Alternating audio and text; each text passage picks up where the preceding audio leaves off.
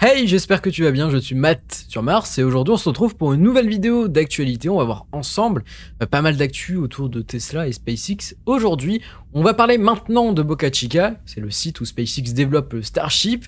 On a tout d'abord eu lundi SN9 qui a suivi un test. Ou plus précisément, ce test était un remplissage à l'azote des réservoirs du prototype pour s'assurer de l'étanchéité. Vous savez que SN9 a basculé il y a quelques semaines. Au final, les réservoirs sont étanches et c'est plutôt positif parce que mardi, on a enchaîné avec un test cryogénique pour tester la résistance des réservoirs. SpaceX a aussi décidé de faire des tests des RCS. Les RCS, aussi nommé en français le système de pilotage par jet de gaz. Ces tests visaient les RCS du nose cone, c'est-à-dire tout en haut du prototype. Donc tout a l'air ok. Et normalement, lundi, mardi ou mercredi, on enchaîne avec un allumage statique et si besoin, avant, un pré-burner, mais c'est si besoin. Donc en tout cas, le chantier de Boca Chica ne fait pas dodo, ils ne sont pas en train de faire le 31 ou le 1er janvier, ils ne sont pas tous en famille. Le chantier est toujours actif, il y a des personnes qui travaillent. Par exemple, SN10 dans le Wright Bay attend, du moins, va bientôt recevoir son nose cone. Voilà, c'est son nose cone, voire même on peut parler même de la section supérieure. SN10 fait ensuite quelques essais. SN11 d'ailleurs a son corps principal terminé à 100% et on a SN12 à côté dans le mid-bay qui est en cours de construction. Et SN10 pourrait rejoindre SN9 dans quelques semaines. Vous savez qu'il y a la possibilité maintenant d'avoir deux prototypes sur le site de lancement. Je ne sais pas si vous le savez, mais SpaceX vise à construire un bar tout en haut du high bay. Elon Musk nous a annoncé qu'il allait mettre un bar, et ce bar est peut-être en cours de construction, parce qu'une grue a fait son apparition. L'entrepreneur nous a quand même annoncé quelque chose d'assez incroyable, d'assez fou. Il nous a parlé d'une tentative, du moins d'une envie, d'un objectif que SpaceX veut atteindre. SpaceX veut au final récupérer le booster Super Heavy lors de sa phase d'atterrissage. Voici un concept. On voit par exemple un arceau ou un cerceau ou un U. Donc vers la tour du pad, on voit le prototype final se bloquer dans un arceau ou autre, avec comme point d'attache les grid fins. Les grid fins, ce sont des ailettes qu'on voit également sur la Falcon 9. Alors de mon point de vue, on partirait pas plus sur ce concept, mais plus sur celui-là. Il m'a l'air plus probable, c'est d'avoir un arceau qui vient en fait en dessous, en fait comme un sorte de panier au final. On verra bien. Maintenant, l'objectif c'est d'améliorer les transitions de lancement. Si Super Heavy n'atterrit pas, il n'y a pas besoin de le relever. En fait, ils ont juste à pivoter et le prototype, le booster maintenant sur le pad, ils ont juste à mettre Starship et hop, un nouveau lancement.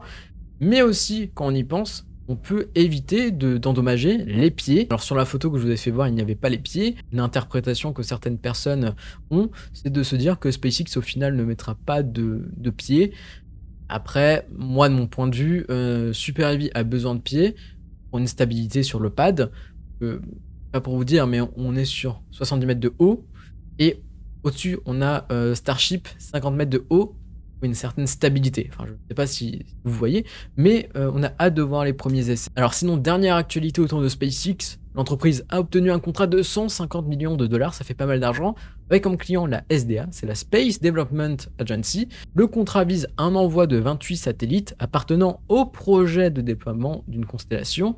On est sur du Transport Trench Layer 0, qui part dans un cadre de traçage de véhicules, mais aussi de missiles intercontinentaux. On en avait déjà parlé. Alors, on part sur deux lancements de la Falcon 9 depuis la Californie. Vu qu'on est en Californie, on parle de la base Vandenberg. Le premier lancement est visé pour septembre 2022 et la deadline est autour du 31 mars 2023. On a le temps, mais c'est positif pour SpaceX. SpaceX qui a de plus en plus l'approbation du gouvernement et des armées. On en avait déjà parlé, peut-être que ce projet vous dit quelque chose parce que SpaceX a aussi un contrat de développement et de fabrication des satellites via le bus de Starlink. On en avait parlé plus précisément en octobre. C'est parti, on parle maintenant de Tesla, on va parler du modèle Y parce que oui, Tesla en Chine a démarré, enfin on va commencer les livraisons du SUV, les semaines qui arrivent. Alors déjà, on a une adaptation du prix pour le marché chinois. On est aux alentours des 42 730 € pour l'édition grande autonomie. Pour la perf, 46 500 €. Donc le véhicule, hein, bien sûr, issu de la Gigafactory de Shanghai. propose un prix très intéressant pour les Chinois pour ce marché-ci. Nous, on va devoir attendre Berlin et peut-être que la demande est très forte. Il y a plusieurs petites raisons. Bon, déjà le prix qui reste alléchant, mais aussi l'actualisation du modèle Y qui propose un volant chauffant, une nouvelle console centrale qui est identique à la console centrale de la Model 3, mais on compte aussi bien sûr le système de filtration, les sièges, le double vitrage, la suppression du chrome comme la Model 3. On a aussi des boutons qui changent, l'intérieur des portes qui change cruellement, des nouvelles jantes.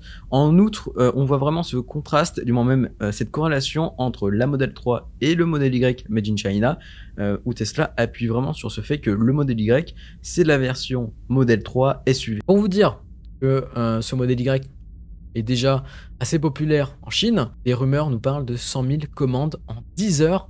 Le site de Tesla China est d'ailleurs en PLS. Tesla a d'ailleurs communiqué sur ça en Chine. Ils ont dit aux clients et aux futurs clients de patienter. Vous connaissez bien sûr le Semi de Tesla. On va parler du Semi. On a d'abord Person Knight sur Twitter qui nous a parlé le 27 décembre. Il nous a dit ceci, que la Gigafactory du Nevada était en train de construire des prototypes de Tesla Semi pour un objectif: produire 4 prototypes via des 2170 à haute densité.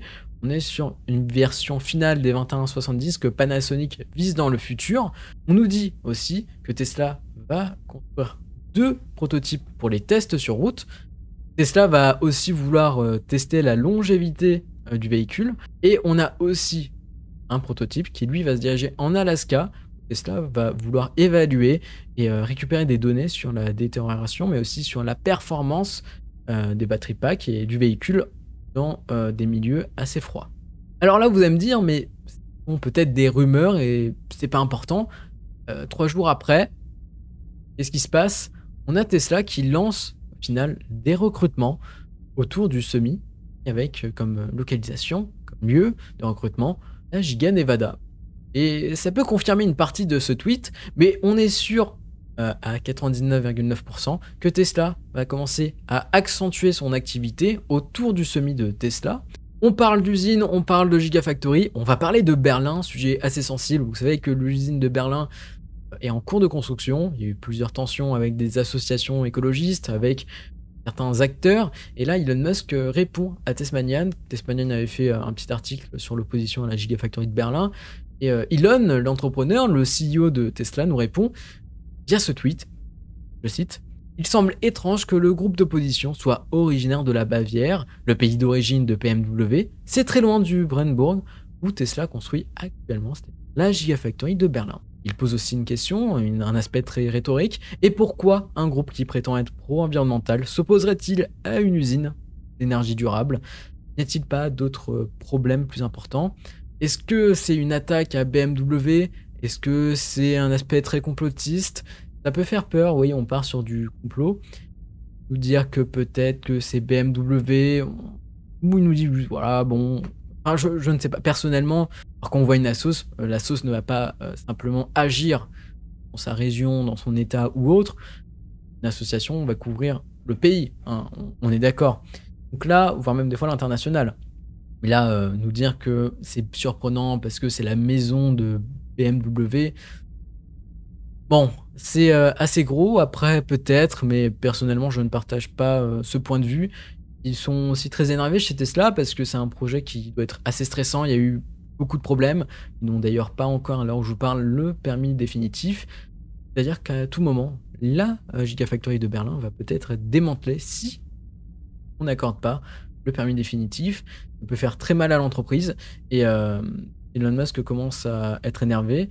Alors après, autour de la Giga Berlin, il n'y a pas autant de tensions. Les habitants sont plus énervés contre l'aéroport le plus proche que vers l'usine de Tesla.